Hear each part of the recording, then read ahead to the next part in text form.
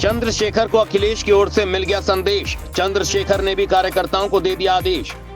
अखिलेश की सहमति से चंद्रशेखर ने तय कर लिया, यूपी के इस लोकसभा सीट से लड़ेंगे चुनाव, विरोधियों पर शुरू किया बनाना दबाव।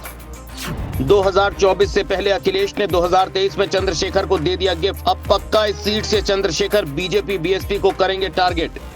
आजाद समाज पार्टी के अध्यक्ष चंद्रशेखर आजाद ने एक बड़ा ऐलान किया है, उस ऐलान के साथ ये चर्चा होने लगी है। सवाल उठने लगे कि क्या सपा अध्यक्ष अखिलेश यादव का साथ मिलेगा, क्या अखिलेश चंद्रशेखर की राजनीति पर विश्वास करेंगे, दलित समाज से आने वाले इस नेता की सियासी महत्वाकांक्षा को रास्ता देंगे।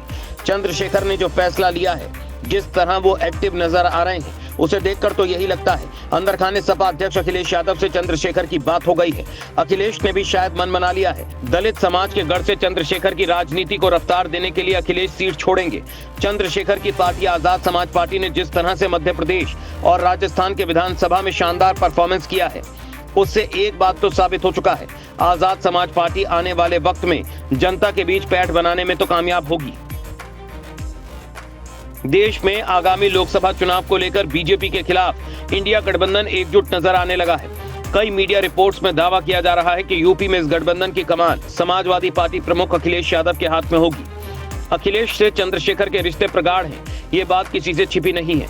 अब जबकि इंडिया की कमान यूपी में अखिलेश यादव के हाथ में है, तो माना जा रहा है सपा अध्यक्ष अखिलेश यादव भीम आर्मी चीफ चंद्रशेखर आजाद के फैसले के साथ चलेंगे। दरअसल चंद्रशेखर ने यूपी की एक लोकसभा सीट पर अपना दावा ठोका है, ऐलान किया है कि उसी सीट से लोकसभा चुनाव लड़ेंगे। बाकायदा चंद्रशेखर ने लोकसभा चुनाव के मद्देनजर तैयारियां भी शुरू कर दी हैं। तो ऐसे में सवाल है, चंद्रशेखर ने किस लोकसभा सीट से चुनाव लड़ने का दावा किया है।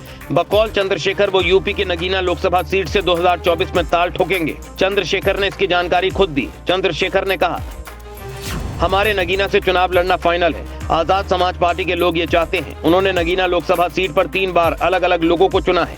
2009 में यहां से समाजवादी पार्टी के लोगों को मौका मिला और उनके सांसद रहे।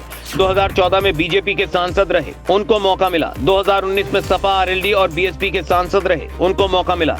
मैं पिछले बहुत दिन से घूम रहा हूँ। जब आदमी बाजार आने के लिए मोटरसाइकिल से निकलता है तो लगता है कि खेत से काम करके आ रहा है।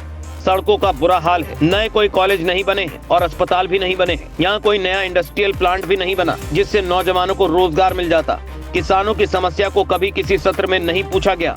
महंगाई और बेरोजगारी कमर तोड़ रही है। यहाँ 26 लोगों की जान गुलदार के हमले से गई है।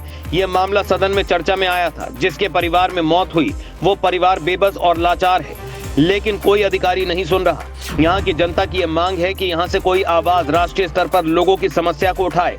यहाँ लोगों को उम्मीद है कि कोई सांसद समस्याओं के लिए सदन में बोलेगा तो सरकार उसके प्रति जवाबदेह होगी। मैं यहाँ से बोलता हूँ तो सरकार क्यों मेरी बात सुनेगी। साफ है कि चंद्रशेखर ने नगीना सीट पर अपनी दावेदारी पेश कर दी है, तो क्या उन्हें ही नगीना सीट पर चुनाव लड़ना चाहिए। नगीना सीट के लिए चंद्रशेखर की राजनीति क्यों अहम है, दिल खोलकर भीम आर्मी चीफ चंद्रशेखर ने इस तरह से सपा अध्यक्ष अखिलेश यादव को बता दिया। जाहिर सी बात है, अखिलेश भी चंद्रशेखर के इस दावे के साथ दिखेंगे।